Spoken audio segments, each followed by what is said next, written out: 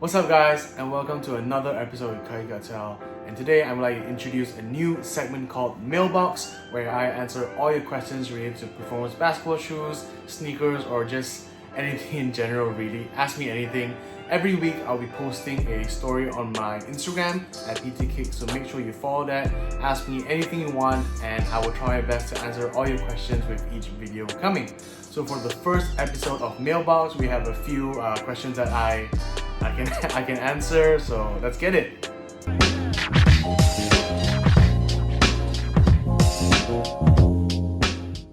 First question, people have asked me what the best performing basketball sneaker is, and honestly, these are the best for me so far.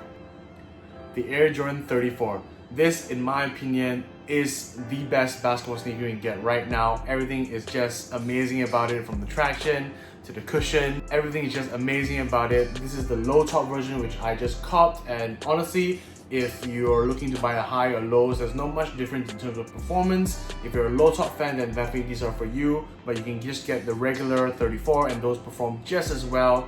The traction on these are amazing, the cushion is amazing, materials, fit, support. I just can't start raving about this shoe. I played in these probably like 3-4 days straight, and you know, as a guy who tests a lot of shoes, that's something that doesn't happen very often, but these, I just can't stop wearing them. They're essentially the best performing basketball shoes for me so far.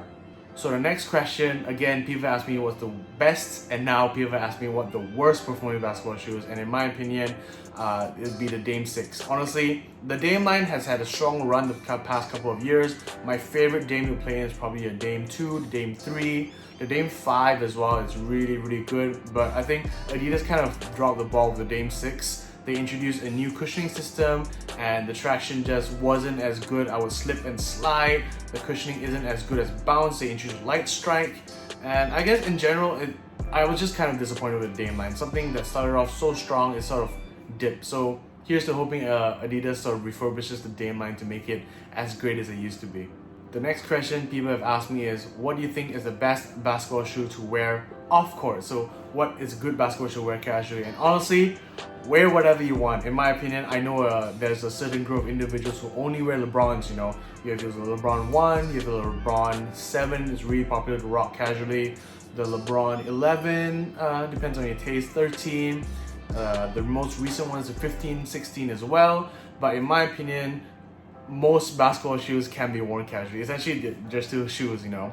I personally like to rock Kobe's casually, I rock LeBron 7s casually, and of course, all these Jordans, Jordan 1 Classic, Jordan 3, Jordan 4, 11s, just essentially what I'm trying to say is that you can rock basketball shoes casually, and that's essentially what started sneaker culture, basketball shoes. So talking about that, the next question is, which is the best performing Air Jordan? Now, if you haven't watched my Light Mike series, make sure you check it down from the link below, where I review every single Air Jordan from the 1 to 15 up till Michael Jordan's first retirement. But for me, the best performing Jordan has to be the Jordan 11. It's just such a classic shoe, and I think I'll pull up my pair just to show you guys.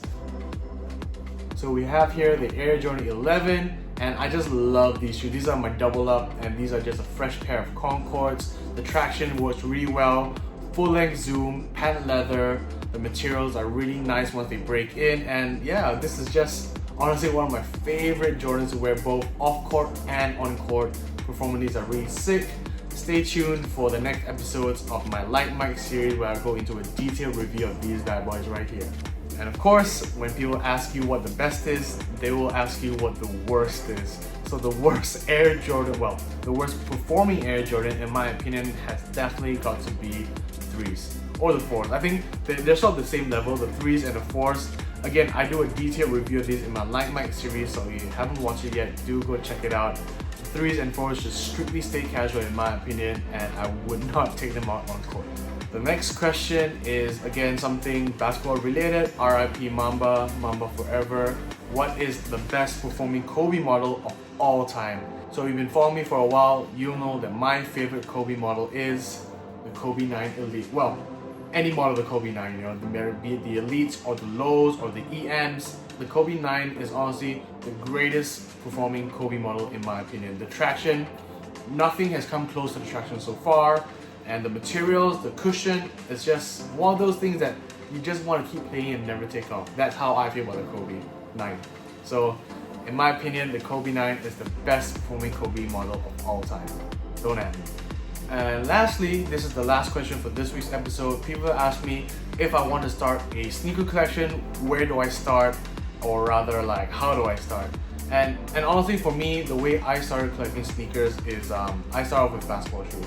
So my first ever sort of sneaker was the Kobe 7, ironically. So the Kobe 7 Concord was something that I really have a lot of good memories with, and that sort of, you know, expanded. It started with basketball shoes, it went from Kobe's, LeBron's, and then I didn't really get into Jordans until I think 2013, 2014.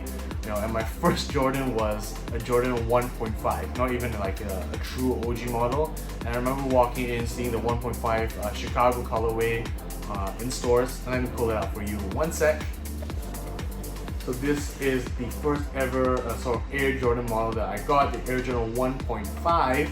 And I still remember walking in stores, seeing these inshells, and thought to myself, wow, this is such a beautiful shoe. Tried them on, got them, and I think it was one of my first sort of retail experiences as well as overseas as well. So this definitely is a shoe that I will keep in my collection for a long time.